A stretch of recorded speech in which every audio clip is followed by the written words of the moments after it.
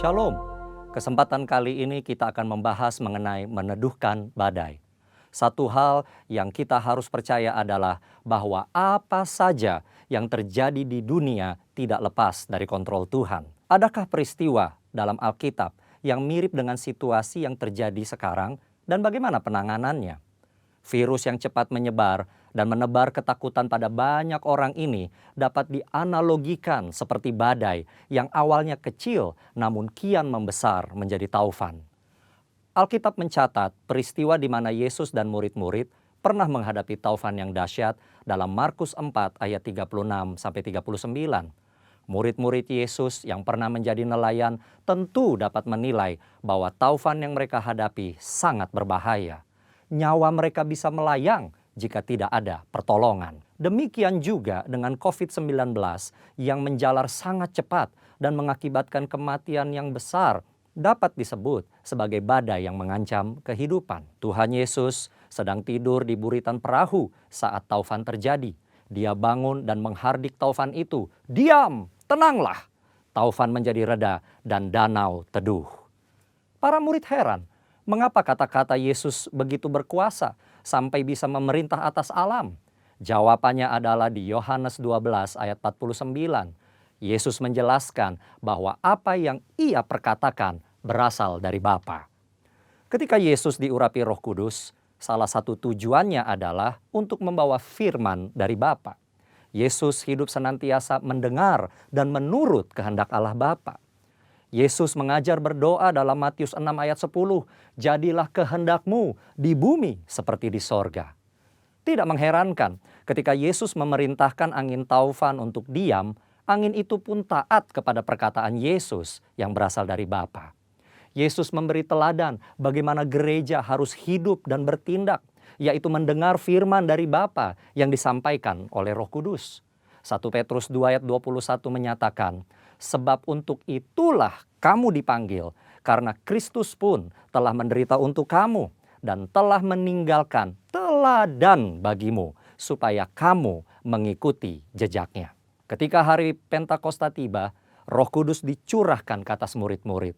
Roh Kudus memberikan kuasa dan tuntunan kepada gereja untuk melaksanakan firman dari Bapa, sebagaimana yang dicontohkan Tuhan Yesus. Tuhan Yesus menjelaskan dalam Yohanes 14 ayat 12 bahwa murid-murid akan melakukan pekerjaan yang lebih besar dari yang ia kerjakan. Pekerjaan yang dimaksudkan adalah tanda dan mujizat. Inilah salah satu yang harus dilakukan murid-murid setelah pencurahan Roh Kudus sebagai bagian dari penggenapan amanat agung. Saudara, ayat tersebut diucapkan Yesus sendiri. Murid-murid adalah orang berdosa yang menerima anugerah keselamatan untuk memberitakan keselamatan itu ke seluruh dunia. Tentu murid tidak lebih besar dari Yesus. Setelah Yesus pergi kepada Bapa, Bapa mengaruniakan Roh Kudus kepada murid-murid untuk melakukan kehendak Bapa. Jadi, ketika seorang murid melakukan pekerjaan mujizat, itu bukanlah kemampuan dari murid tersebut, melainkan hanya hasil dari kuasa firman dan Roh Kudus. Pekerjaan yang lebih besar terjadi setelah Roh Kudus dicurahkan. Semua yang Yesus lakukan adalah contoh bagi murid-muridnya, artinya juga bagi gerejanya. Akan ada kasus-kasus yang serupa dan mereka sudah diberitahu bagaimana menanganinya. Kita tentu ingin terbebas dari COVID-19 secepat mungkin.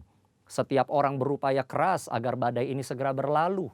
Apa yang bisa kita berikan sebagai gereja dalam situasi ini? Tuhan mengutus kita untuk menjadi saksi dan pewarta Injil keselamatan. Kita berdoa, menguatkan yang sedang ketakutan, memberi bantuan kepada yang membutuhkan, serta upaya-upaya lain sesuai anjuran pemerintah dan menyampaikan kehendak Tuhan. Sebagaimana badai menjadi teduh ketika Yesus menghardik, maka pandemi COVID-19 pun perlu dihardik agar diam dan tenang. Dalam arti tidak lagi menimbulkan penyakit pada banyak orang. Tujuan akhir dari tindakan ini adalah orang-orang akan melihat Tuhan, berseru kepada nama Tuhan, dan akhirnya diselamatkan. Ini akan menjadi momen untuk menyatakan kasih dan kuasa Kristus kepada banyak orang. Di bagian berikutnya, kita akan membahas tentang kesembuhan ilahi. Tuhan Yesus memberkati.